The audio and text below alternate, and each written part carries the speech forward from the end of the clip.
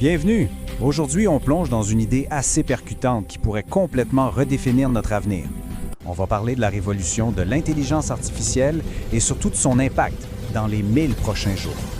On commence fort avec cette prédiction d'Emad Moustak, qui est un des pionniers de l'IA.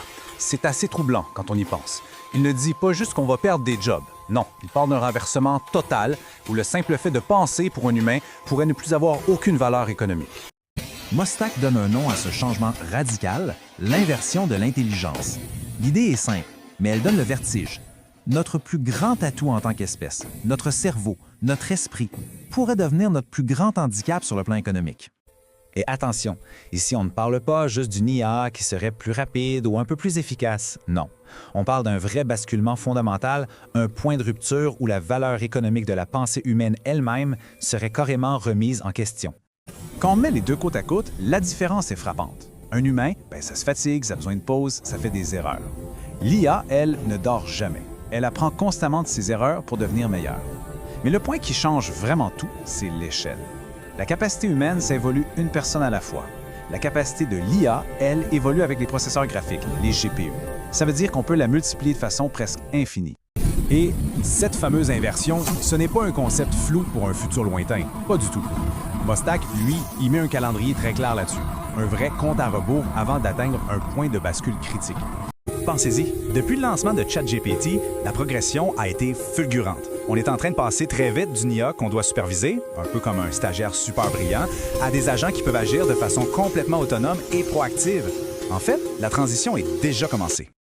Ce qui vient vraiment tout changer, c'est que cette technologie-là ne sera pas juste réservée aux grosses corporations. Non, elle va être accessible à tout le monde, ou presque, et pour un coût vraiment très très bas. Ce chiffre-là, il illustre parfaitement la pression économique qui s'en vient. Quand le coût pour remplacer un travailleur qui réfléchit tombe aussi bas, l'incitation à tout automatiser devient, disons qu'elle devient pas mal irrésistible.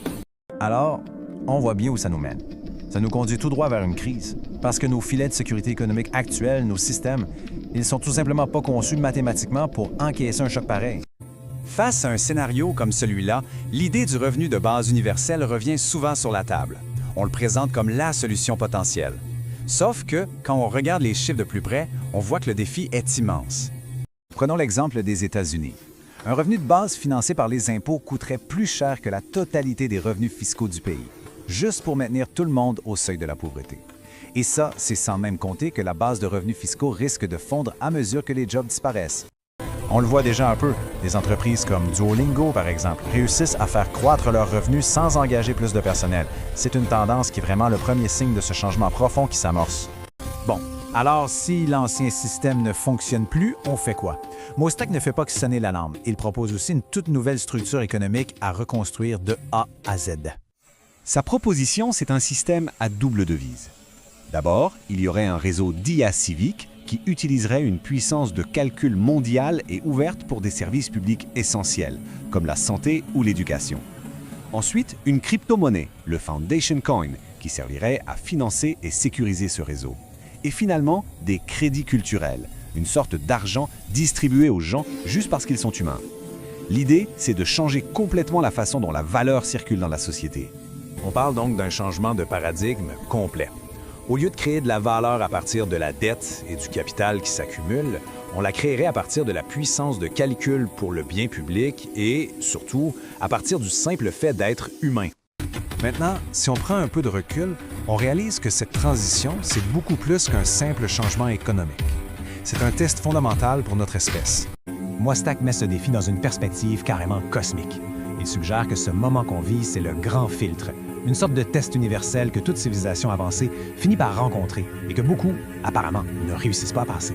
Ce qu'il faut retenir ici, c'est que le résultat n'est pas écrit d'avance. Dystopie ou abondance, l'avenir dépend entièrement des systèmes qu'on décide de construire, en ce moment même. Et ça nous laisse avec une question vraiment fondamentale pour l'avenir. Si l'IA s'occupe de tout le travail, comment est-ce qu'on va mesurer la valeur de nos vies au-delà de notre simple production économique? Ici, le drapeau noir. Vous dites, ici, pirate promu. Ici, pirate promu. Le drapeau noir. Ici, le drapeau noir. Vous dites,